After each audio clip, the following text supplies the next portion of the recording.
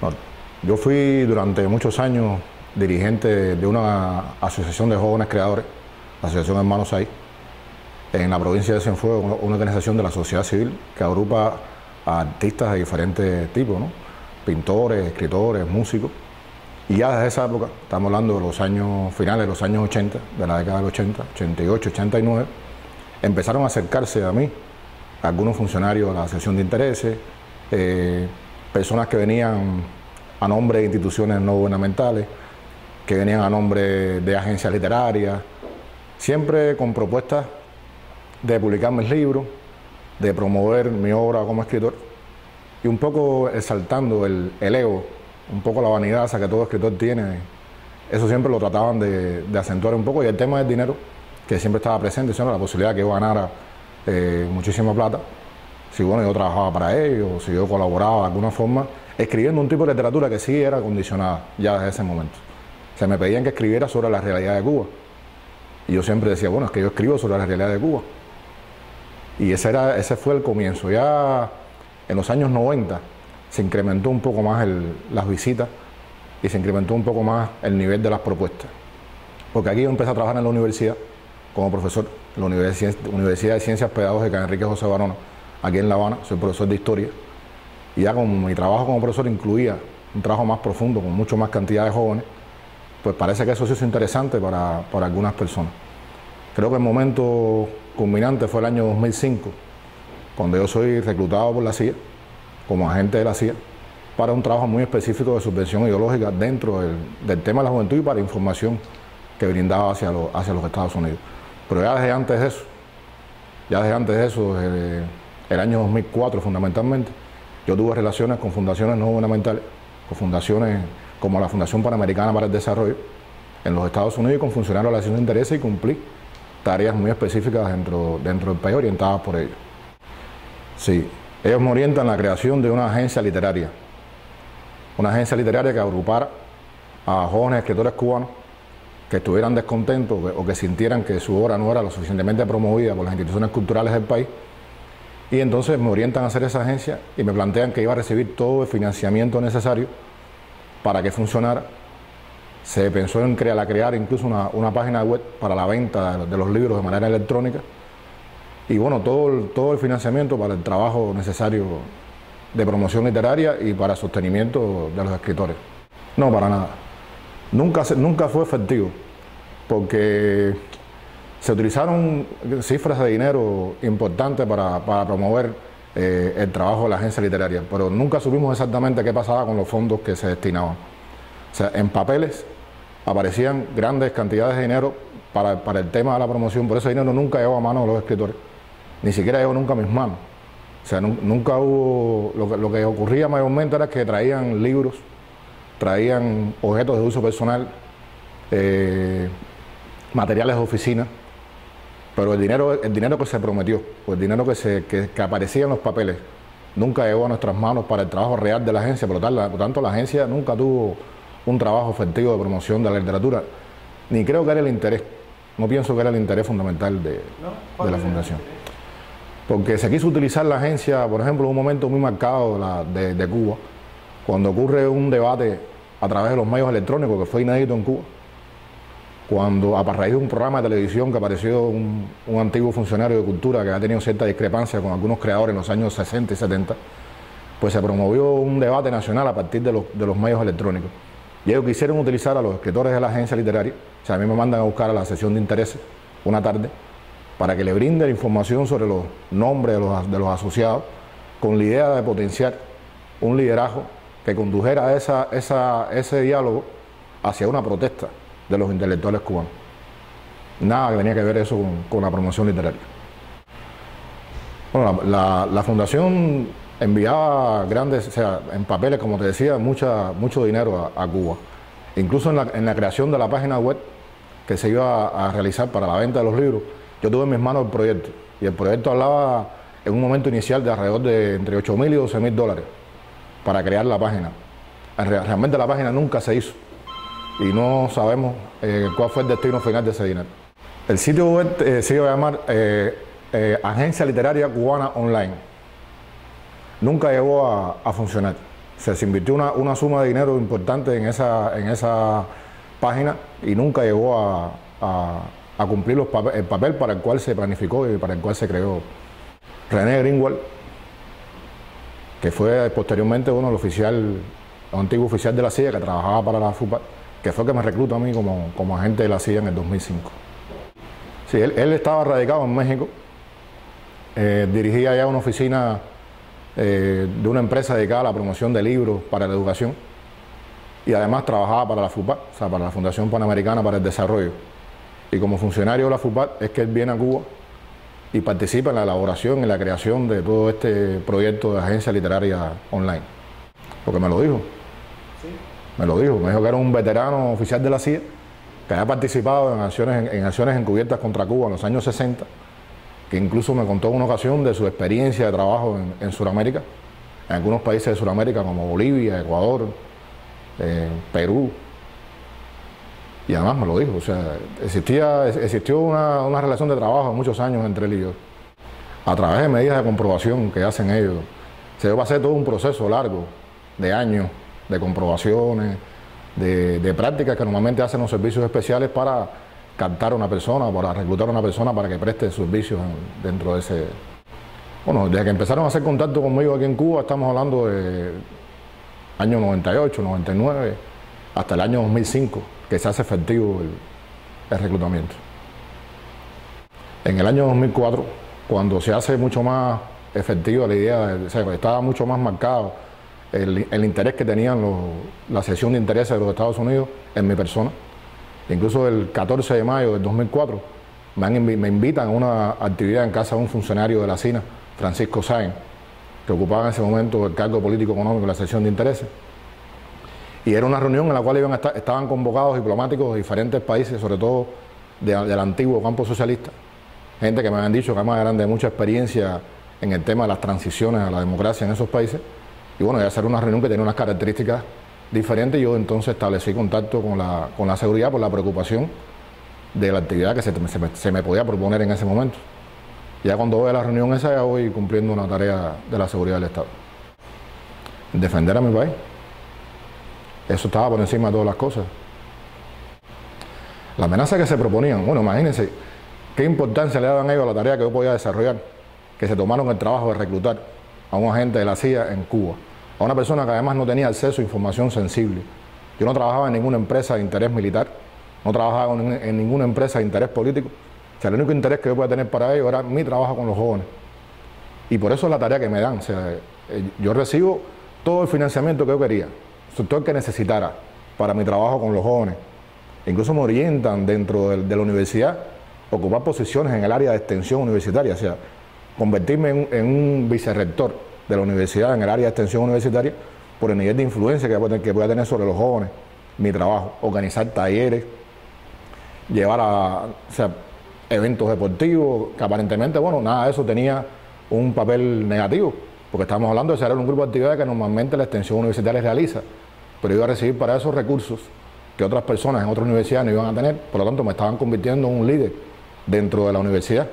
Por atrás de eso venía entonces un plan de becas que hacen llegar a mis manos, un plan de becas que viene a través de la USAID, que ese plan de becas estaba dirigido a jóvenes de tercer año de la carrera de Humanidades que se iban a formar durante un año en curso de liderazgo en los Estados Unidos.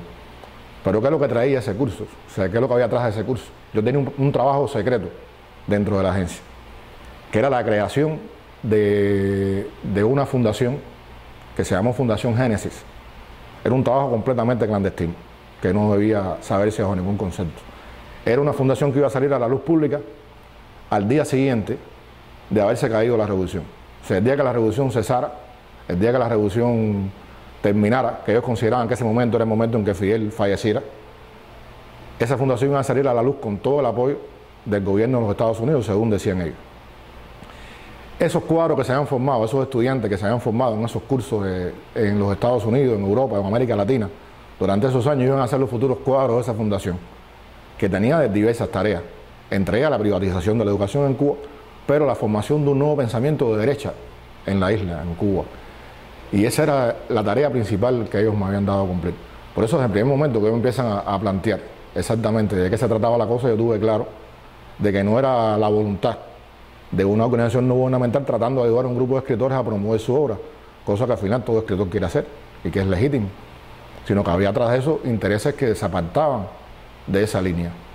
Okay. La tuve en mis manos, pero era muy difícil que un estudiante de la universidad, cuando se le proponía la beca en los Estados Unidos, mucho les interesaba la idea de estudiar y de formarse, pero cuando se les planteaba qué tipo de beca era y que tenían que ir a la sección de intereses y que la beca era para formarse como líderes, un curso de liderazgo, no hubo ninguno, o sea, no logré convencer a ningún estudiante de que aceptara esa beca. ¿Y los estudiantes no querían las becas? No, ese tipo de becas no. La Fundación Génesis se estaba creando a partir de que yo identificara para los servicios especiales a personas, profesores con determinadas características, sobre todo gente que considerara que su trabajo no era suficientemente reconocido en el país, investigadores en el campo de las ciencias sociales, que yo debía ir identificando y debía señalarle a la agencia quiénes eran, qué potencialidad tenían, o sea, hacer un análisis de cada uno de ellos para su posible reclutamiento futuro o para que pasaran a trabajar directamente conmigo en ese momento en que la fundación ya tuviera una estructura bien creada, bien ideada. Era un proyecto de la CIA. O sea, el financiamiento llegaba a través de oficiales y enlaces que eran de la CIA. O sea, ahí no hubo ningún tipo de ocultamiento en cuanto a las intenciones y en cuanto al origen del financiamiento. René Greenwald lo tuve en diciembre del 2009. Sí, él venía a Cuba, él radicaba en México, venía a Cuba con frecuencia, o sea, venía una vez al año, 2 veces al año, otras veces venían enlaces que ellos enviaban a contactar conmigo para traer el financiamiento que requería el trabajo y además todos los recursos necesarios. Yo recibí incluso de ellos un equipo de comunicaciones, Vigan, que el Vigan servía además para enviar información hacia Estados Unidos, hacia Washington, y era pagado allá con todo En el Vigan lo recibí en el 2008. El mismo que tenía Alan Gross.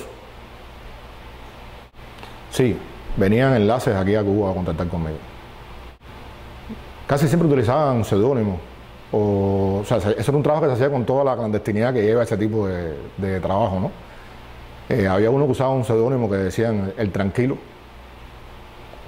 Otra que venía, que tenía cierta también contacto con la FUPAD, con la Fundación Panamericana para el Desarrollo, que es SOE, pero venían aquí como CIA, no venían como FUPAD. Mark era uno de los que tenían contacto conmigo a través de la fundación. No, pero por ejemplo, yo recibí una orientación de él a través del Vigan. El Vigan se me entrega porque el tipo de información que estaba enviando yo hacia allá, por el carácter que tenía, era una información que podía considerarse sensible. Información que yo realizaba análisis semanales sobre estados de opinión en el país, sobre la opinión que tenían mis estudiantes sobre determinado acontecimiento que ocurría en la isla, sobre la visita de congresistas norteamericanos a Cuba, sobre el impacto que eso tenía en la población y sobre todo en el mundo intelectual, que era en el que yo me movía. Pero, por ejemplo, Omar a mí me pide que realice una investigación sobre el tema de las antenas parabólicas. Y esa información incluía cuál era la densidad de antenas parabólicas que existían en la ciudad de La Habana en ese momento, qué tecnología se utilizaba, qué tipo de tarjetas se utilizaban en el país, cómo entraban al país esas tarjetas. La posibilidad incluso de mudar de tecnología para una tecnología que permitiera el acceso a Internet a través de ese sistema de conexión satelital a televisión. Cómo podían entrar recursos al país para incrementar el uso de esas antenas parabólicas. La capacidad del Ministerio del Interior y de Texas para detectar esas antenas. Cómo podían enmascararse esas antenas. O sea, toda una serie de información tecnológica, información además que me la pide Mar, pero yo estoy seguro que atrás de eso había otros intereses. No era necesariamente el tipo de trabajo que la FUPAD debe realizar. Sí, cómo no. Sí, tuve que aprender muchísimo, tuve que prepararme muy bien y me prepararon ellos muy bien, porque en muchas ocasiones enviaban personas a Cuba con el objetivo de entrenarme en el uso de esa tecnología. Sí. Sí. No, Pablo era el seudónimo que utilizaba. Pablo. Pablo. Bueno, la información que se le mandaba, nosotros buscábamos información real. Y se le mandaba información real sobre lo que ocurría en el país, sobre la opinión que la gente tenía en el país. O sea, toda la información que se envió sobre estados de opinión era verídica. Yo le enviaba información que ocurría de verdad, cosas que sucedían de verdad y cosas que la gente pensaba en realidad sobre lo que estaba sucediendo. Todo eso era real. Para mí era crear en los jóvenes, primero identificar líderes que pudieran ser importantes en un momento de cambio en el país y formar sobre todo a esos líderes. Génesis tenía una función importantísima, porque Génesis, como bien me dijo a mí en una ocasión René Greenwald, iba a garantizar que nunca más en Cuba ocurriera una revolución como la que ocurrió en el 59. Esa era una de sus metas. Y creo que ese era el objetivo principal que tenían conmigo, o sea, en el caso del trabajo conmigo. Si no, yo pienso que uno de los elementos que impidió, ahorita me hacías la pregunta esa y creo que es interesante, porque una de las cosas que impidió que tanto la agencia literaria como la fundación se desarrollaran en toda su plenitud, es que muchas veces los recursos que se utilizaban para ese trabajo no llegaban a manos ni de la agencia ni de la fundación. Yo tuve experiencias que te puedo contar después si quieres sobre algunas de estas visitas y sobre el destino que se le dio a ese dinero en realidad. Recibí miles de dólares. No te puedo decir exactamente la cifra ahora, pero bueno, era una cifra bastante...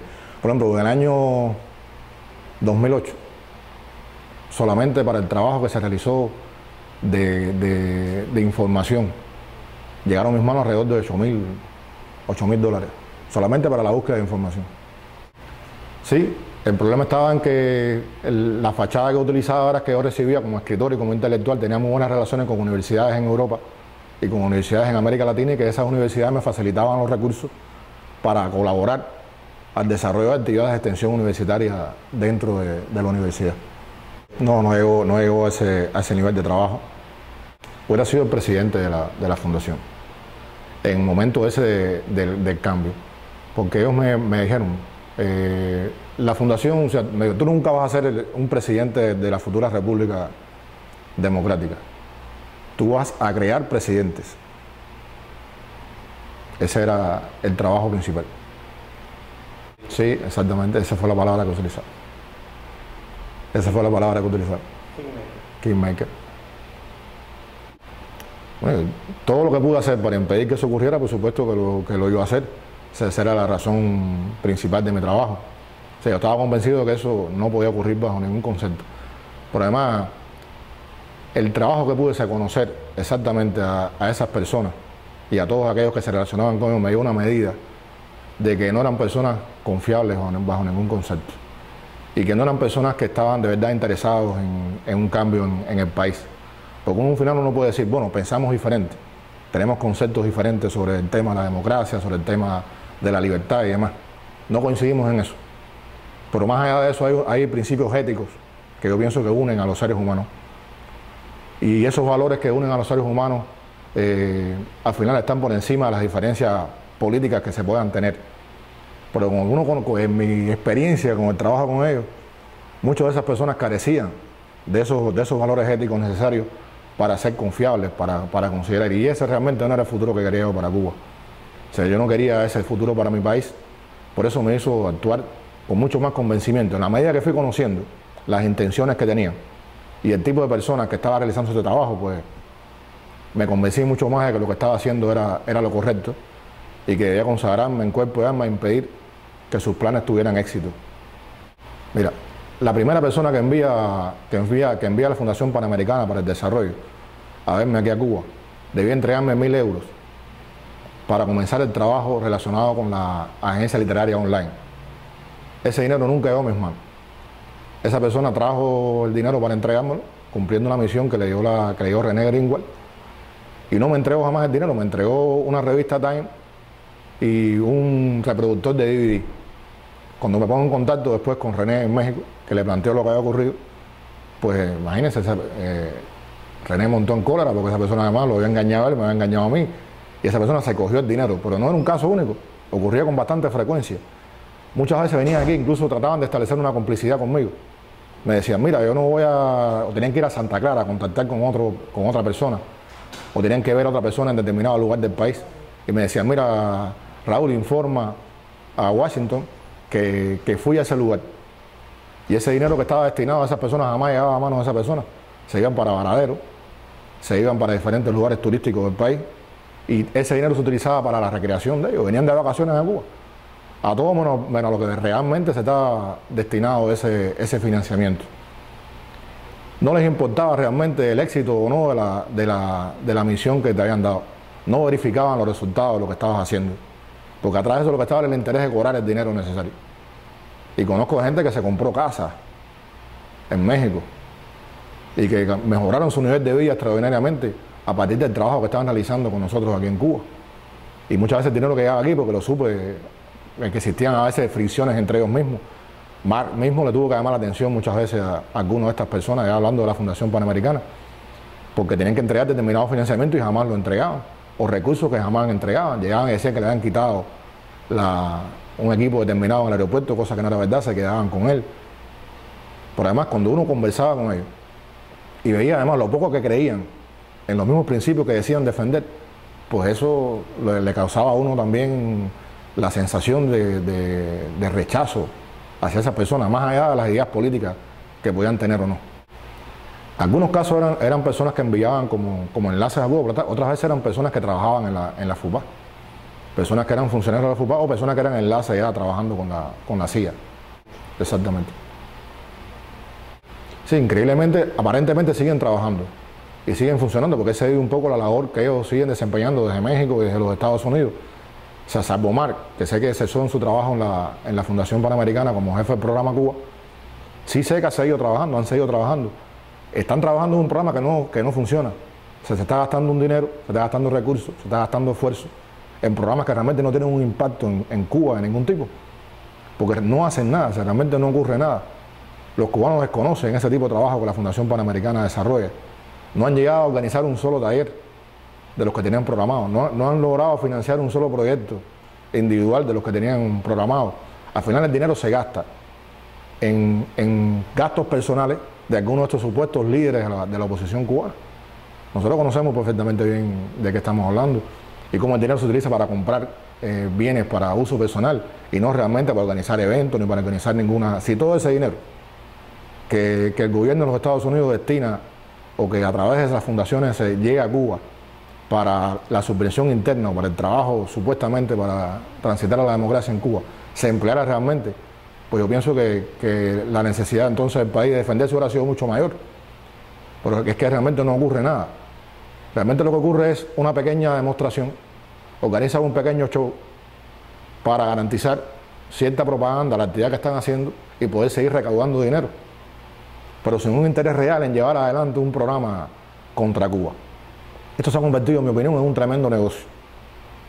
Yo le decía un poco en broma, hablando hace unos días con algunas personas que han mantenido contacto conmigo, que nos conocemos y se han seguido comunicando conmigo por internet.